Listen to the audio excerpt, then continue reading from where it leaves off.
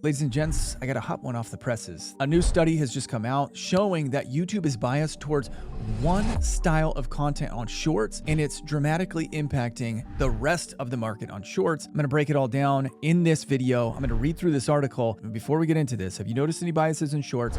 Leave them down in the comments below. For the last number of years, we have heard people talking about shadow running. I can't say it out loud because I don't want the algorithm to pick it up. So we've been hearing for the last number of years that this has been occurring, and I've worked with hundreds of YouTube channels. I have seen content all across the spectrum, and there are very specific particular categories that when you talk about certain subjects, your channel has a higher likelihood of not appearing to the masses. But that said, Shorts came sweeping onto the scene, and things were looking different in a lot of different categories. And if you stop and think about it, this is kind of exactly what YouTube wanted. Because out of the gate, YouTube had one mission with Shorts, and it was to get as many eyeballs on Shorts as possible so that way they could stop losing their market share to TikTok. Well, now here we are a few years in, now we're starting to see these slight biases. Let me show you this article over here. This is from netinfluencer.com, and the title is YouTube Shorts Algorithm Shows Significant Bias Towards Entertainment Content, New Study Finds. YouTube Shorts recommendation algorithm consistently shifts viewers away from politically sensitive content toward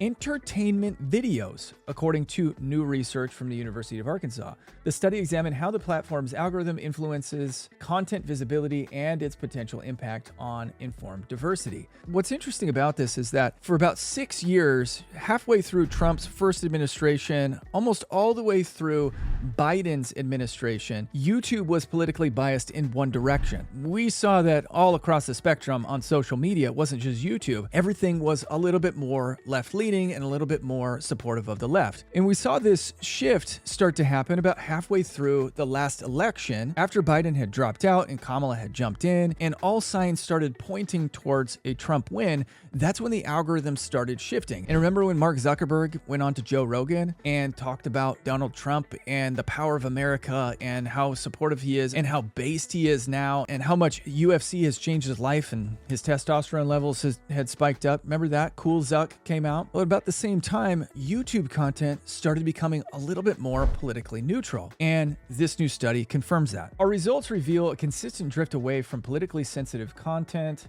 toward entertainment-focused content. This is where things get interesting. One of the study's most striking findings is how quickly the algorithm shifts away from political content. Videos related to the South China Sea dispute and the 2024 Taiwan presidential election showed high topical relevance at the starting point, but this relevance dropped sharply at the first level of recommendations approaching near zero values. Here's the thing, you guys. I don't think that it's just political bias. I think that there is a bias away from educational content that isn't also entertaining as well. And in just a second, I'm going to show you a channel that started off really strong with their shorts, but now the algorithm has kind of shifted away from promoting their content, even though early signs showed that people were actually liking it. All right, but before I get into that, here's a really interesting part of this video. Hey, real quick, for my business-minded creators who are watching this content right now, there is one thing that I've been doing in all of my content that has driven a ton of leads into our business, and it's through using specialized calls to actions. Now, I've created an entire list of calls to actions that you can just copy and paste into your scripts, or you can memorize them and just say them in your videos. All you got to do is click the link down in the description below to grab that right now. No pressure. Take it or leave it. It's there for you. Completely free. All right, let's get back to it. The study also examined the emotional tone across recommendations, classifying videos into 5 categories: joy/happiness, sadness, anger, neutral, and fear.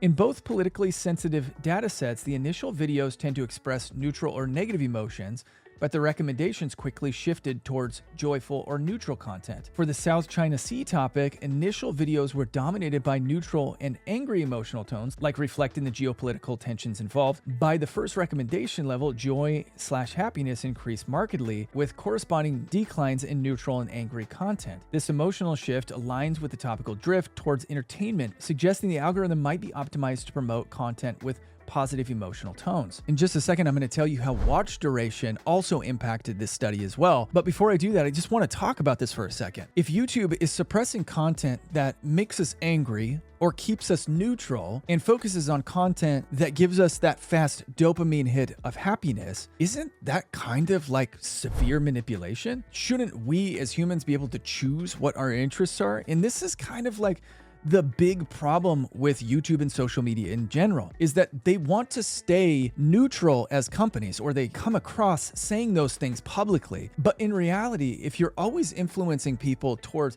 more positive or happy content and not allow us as humans to experience things like pain and sadness and anger, isn't that kind of propaganda towards certain topics or emotional outcomes? So let me show you how watch duration impacted the study, and then I'm going to show you this channel where I've noticed a significant drop off in viewership, and then I want to hear your opinions on if you think there's a bias or not. All right, so watch duration. So check this out. The researchers tested 3 watch time conditions, 3 seconds, 15 seconds, and 60 seconds, to investigate whether increased engagement might prevent content drift, meaning if they spend more time engaging with a piece of content, are they going to see more? Or if they spend less time, are they going to see less? So they wanted to make sure that's factored in. Like, for example, if you go to TikTok and you spend a significant amount of time watching a piece of content, very quickly, TikTok will start recommending more of that content to you. So this is what they're testing for. Their findings show that longer watch durations did not prevent the shift away from political content. In fact, full duration viewing sometimes led to more sustained drift patterns, with periodic fluctuations in content types beyond the 10th recommendation. These patterns often coincided with the appearance of ads or sponsored content,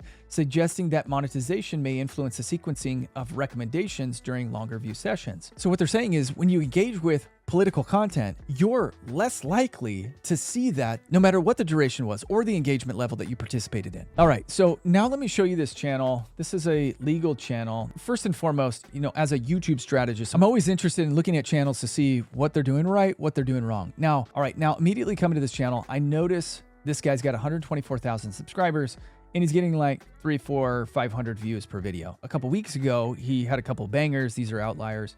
Trump's big, beautiful bill. So what this tells me is, number one, the subscribers came to his channel for one type of content, and now he's no longer serving them that style of content. So to put it bluntly, they're just no longer interested in the new content that he's producing. I mean, you can kind of see it a little bit. His highest viewed video's got 234,000 views on long form, and it's about Rockefeller's wealth hack. Now let's go to his shorts. The other thing is, it tells me that he blew up with shorts. Okay, so let's look at his most popular short. 5.3 million views, then he's got 952, 820, 862. So this is a stronger indication that his YouTube channel actually blew up, most likely because of shorts. Now check this out.